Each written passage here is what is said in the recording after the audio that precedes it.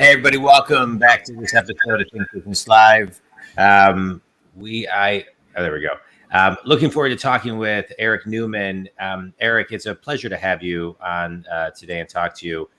This will be the first of a couple of times we have you on the show. You're the founder, CEO, and author of the Newman Experience and Roc Solid Foundation. I just want to read everybody because what the work you do is beautiful work. You are a passionate entrepreneur and speaker and visionary leader, but in 2009, you founded Roc Solid, an organization that inspires hope for every child and family fighting pediatric cancer. Roc Solid partners with more than 70 children's hospitals to deliver ready bags for families and has built more than 1,000 play sets for children throughout the country who need a safe place to play and a reason to smile. You also are the author of a book, What Hope Looks Like. So, when I read your bio, and I was so appreciative of your agency that reached out to be on the show. One, I love the name of your company because you're the CEO of the Newman Experience, and my business is the John Watson Experience. So that I wanted to see right away. Great minds think alike, man. Right. But you're doing beautiful work in the pediatric cancer space. I am a 20-year cancer survivor, and you're doing such soulful work. And so what has drawn you to this work? What drove me to Roc Solid Foundation in general was the fact that, so I'm a childhood cancer survivor. I was 3 years old when I was diagnosed. I had hepatoblastoma, which is a very rare form of liver cancer. And I went through chemotherapy and radiation, and I lost out on play during that time. And then also fast forward a little bit, I was second child, 3 years old when I was diagnosed. My dad's sister, second child, 3 years old, was diagnosed with leukemia. And then my dad's brother, second child, 3 years old, was diagnosed with an inoperable brain tumor. And we ended up losing Nicole. Fast forward a little bit more, we lost Shannon at the age of 17, which was my second cousin. And I ran from cancer. I thought it was going to come back and get me. I've always been an entrepreneur. I was the kid selling candy in third grade, right? Just trying to make a dollar. But in the reality, when Shannon passed away, I started a lawn care company. I swore that I was going to work hard, party hard, and play hard. And that's what I did. Started a lawn care company, sold that, started a construction company in 2008. I ended up losing everything that I had and found myself in Costa Rica. I drained my bank account to get there. And I was lost. I was broke, and I had no idea what this one and only life was about. Yeah. So where did you build from that moment? Just to remind people of what 2008 was. Oh, yeah. To September 2008, when the market crashed, it really, really came down hard. Right. And it was just dark. And no one knew that, it was about March 2010 when I think everybody started kind of seeing the light. Right. But we did, nobody knew how long, I remember people saying, the light at the end of the tunnel, nobody can see right now. I didn't even have like a flashlight. I was completely broke, completely lost. Had $1,500 left to my name. See, the thing was, I had an identity crisis. I had put my identity in my construction company. And when I lost my construction company, I had no identity. Yeah. So I found myself with two tragedies, my cancer tragedy in my life and my construction tragedy knowledge. And I just right there, I wrote down a word in Costa Rica, rocking J's on the Caribbean side, wrote down a word hope in a journal. You'll never see me without a journal now. But I took one with me. I'd never journaled because I thought it was a diary. I'm not going to diary, or that's even a good word, right? So, but I wrote down a word hope on a piece of paper. And that's the only thing I wrote in that first journal. Yeah. And I was like, what is this one and only life about? And I honestly, I felt like God made a mistake keeping me around and not my cousin. So I was in this turmoil, but I had that simple word hope.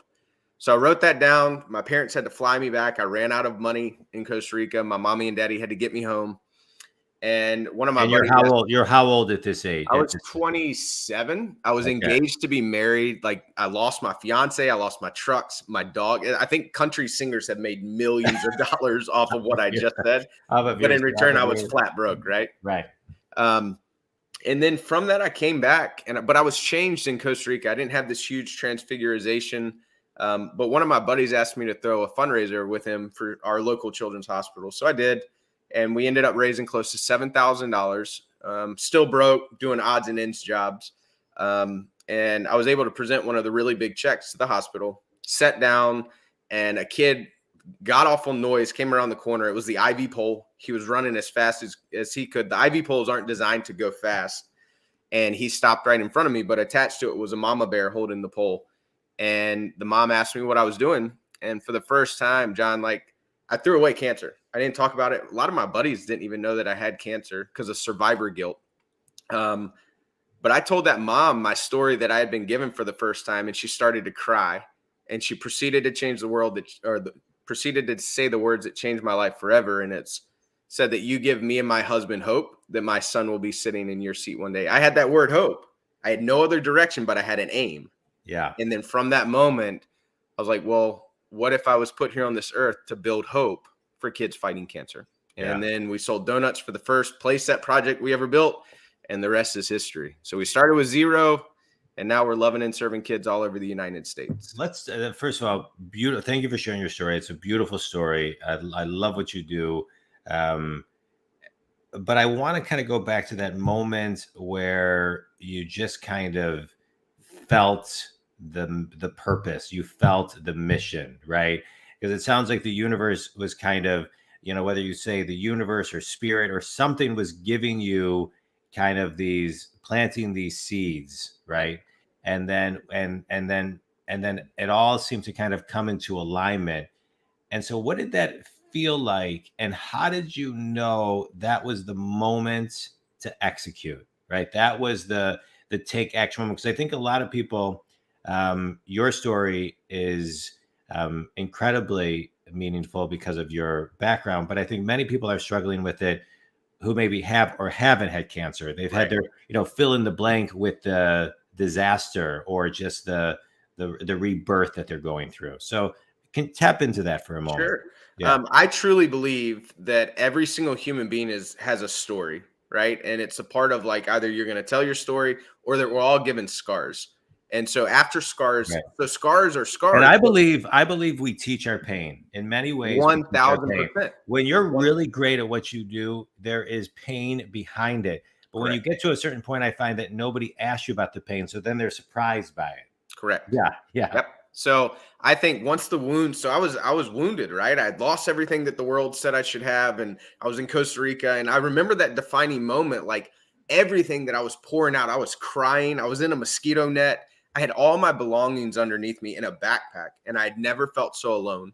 And it doesn't have to be that dramatic, but it's a moment that happened with me. Right. And when I wrote down that word hope on a piece of paper, John, for the first time, it didn't come out as pain. Yeah. It came out as like, well, maybe from my pain, there's a purpose. Because the thing is, our pain. The intent. It sounds like the intent. It's the intent behind it. Yeah.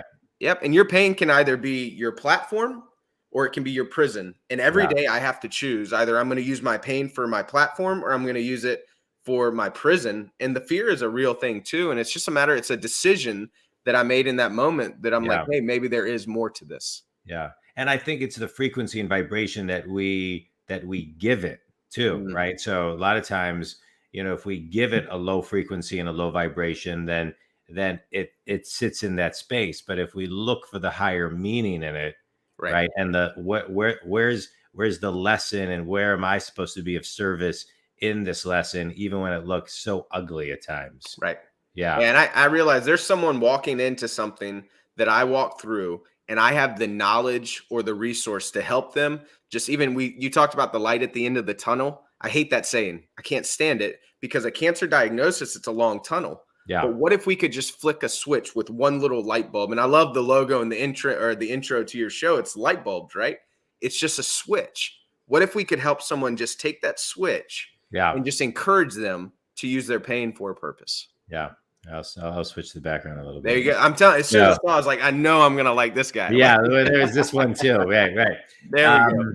But I love that, because I think a lot of people right now are having that light switch moment in their lives. We're seeing it in the Great Resignation, the Big Quit, all of these things. As the millennials and Gen Zs, I really believe are in a very positive way shifting the way we need to be kind of looking at the future of how we work. Yep. on so many different levels. And not only how we work, and this goes into what you're doing, but where we invest our time to help others, right? Yep. So a lot of times I think, I hear people say all the time as a business coach, balance, balance, balance. But to the millennials and to the Gen Zs, balance is also part of giving back, interviewing companies where they're giving back.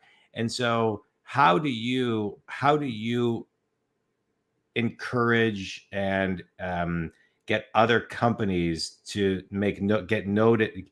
How do you get noticed by other companies so they start saying, hey, we want to make a donation to you, we want to et cetera, et cetera? Well, I think that the unique part about when I first started in '09, we had just gone through '08, right? And so a lot of layoffs were going on, a lot of refigure new corporate structures. So then when my team was thinking about, it was me and my drinking buddies, right? So when I say my team, like I worked for free for 4 years for this organization.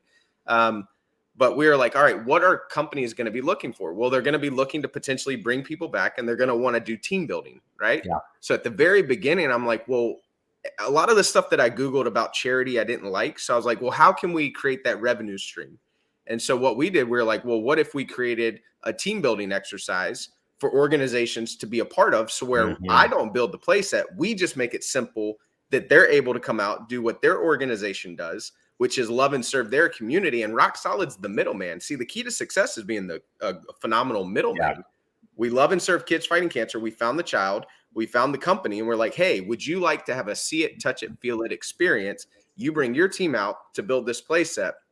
And when that child comes around the corner for the first time and sees the play set, guess what they're not thinking about? They're not thinking about cancer. And we won. So we just started like multiplying that. And so now I get the opportunity to sit with Microsoft. I get to sit with large companies that want to create this DNA of community impact. Yeah. And so Roc Solid is positioned right at the front to be like, hey, listen, what's important to you? How can we help you accomplish keeping your team, building the culture, connecting with the younger generation? Because they're not gonna stand with someone that's not connected to something. Right.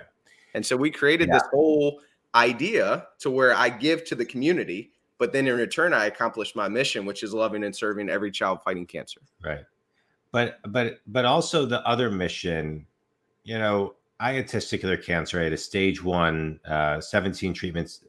I can't remember if I had 13 or 17 treatments of radiation. I really can't remember at this point. But regardless, I was able to have children. I was very, blessed in that way. It was a stage 1, but I never really liked talking about it. Right. It's part of my story because I have to share. I don't have to. I choose to share my story, but I don't really talk about it a lot. And because I don't, so what I love about your organization is that you are an organization that gets kids to not think about it. Right. It's that word. Right. And so that's a beautiful thing. That's a beautiful thing. Yeah. We allow them to escape the reality just for a second. Yeah. We win. And that's the definition of play. Play is a gift to the imagination. My title is Chief Play Officer in Roc Solid Foundation. I love it. Like, it does. If I can allow them to escape for 1 second, then I'll leverage the bank account for that 1 second. And that's what truly matters. I love it. Let's talk about your book. Yes. What hope looks like. I mean, you've described a lot about, hope from your perspective, but talk about just the evolution of the book. So the evolution of the book, where it came from is when I first started Roc Solid, which is a nonprofit 501c3, everything I Googled, I got more and more confused, and everything I Googled said, hey, if you want to start a nonprofit, throw a golf tournament. I'm like, well, I don't want to throw a golf tournament. Right. So, and what I quickly realized that nonprofit was an old business. It's an old industry. And yes, a lot of people don't see nonprofit as a business. I see it as a business, and Roc Solid is we run Roc Solid like a Fortune 500 company, and my shareholders are kids fighting cancer. So we want to generate revenue that I can love and serve them more.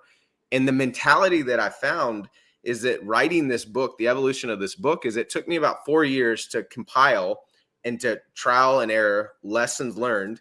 It took me about 4 years to get there. And so how I looked at that is like, I missed 4 years of loving and serving kids fighting cancer. What if there was a book? What if there was a framework that I could create to allow people that wanted to turn their pain and turn it into a purpose to start a nonprofit organization?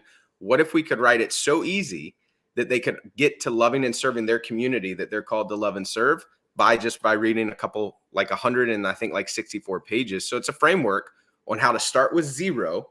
We started out with zero selling Krispy Kreme donuts to now we're a multi-million-dollar organization that's building hope all over the United States.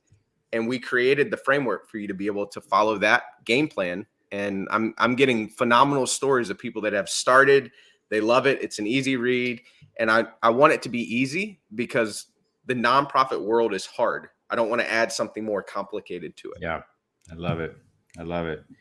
So tell us where you are today. Where I am today is that the last couple of years that we've been able to grow our organization, Roc Solid, leaps and bounds. We've been able to love and serve more kids than we ever have before. And where I'm at with the book, I get to put these books in the hands of young entrepreneurs, college students that are thinking about living for significance and success at the same time. Yeah. And that's what I truly believe the younger generation is like. It's not all about success. And my dad retires in a couple of days, right? That's great. He worked 40 years for the same organization doing the same thing, which is great. But this younger generation that's coming out and entering into the workforce, they're not going to stand beside another organization. Right. So I get to speak to companies and organizations all over the United States and help them create community impact plans that's going to help them change their community to where they're working, but also it's going to help them attract the next generation to stand for something, because I truly believe people can live for success and significance at the same time. You don't have to wait till the end of your life to live for significance. What if you could do it now? No, you can live your legacy every day. Correct. I think, a lot of times the old school thought is you work your ass off till you're 60, 70, you give away money and that's your legacy. Correct. Right. And, but really you can live your legacy every single day. Now. Yeah. And I love everything that you're talking about. You shared earlier kind of where you were in 2008. You lost your fiance, you lost your dog, you lost your money. Where are you now? So I ended up getting the girl back. So I'm married to her. We just celebrated 10 years. She's happy my anniversary. Beautiful wife. I have 2 amazing kids. I have an 8-year-old Cameron. She's my daughter, and Braxton, which is my son. I get to surf. I get to lead an organization of team members that are relentless, not reckless, loving and serving kids fighting cancer. Yeah. And I get to experience it with my family. Like, family's first for me. And I get to live for significance and success every single day. It's not always easy, but it is worth it though, right? Yeah. It's the ultimate conscious capitalism, right? Correct. It's the way to be, and it's where everybody's going, whether they like it or not. Correct. Because I think everybody, and especially in a post-COVID world, you're using the word significance. I use the word fulfillment. Everybody is looking for more fulfillment and those moments with their families and the moments where they're just moments. So tell everybody where they can connect with you, Eric, and learn about, everything. Yep. The best place to find me is on Instagram. The Newman Experience is my Instagram handle. And also you can find my book, What Hope Looks Like to Use Your Pain to Fuel Your Purpose, on Amazon. And if you want to look up Roc Solid Foundation, it's Roc, ROC, solidfoundation.org.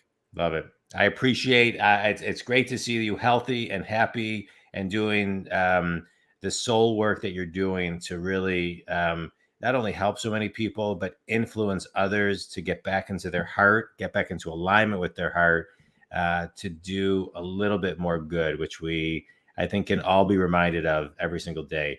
Think community. If Eric and his book and his companies can be of assistance to you or anybody please reach out. Also, all links will be in the show notes.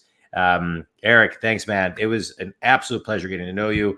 Look forward to staying connected. Think community. Thank you, Eric. Thanks, man. Appreciate it. Thanks for having me.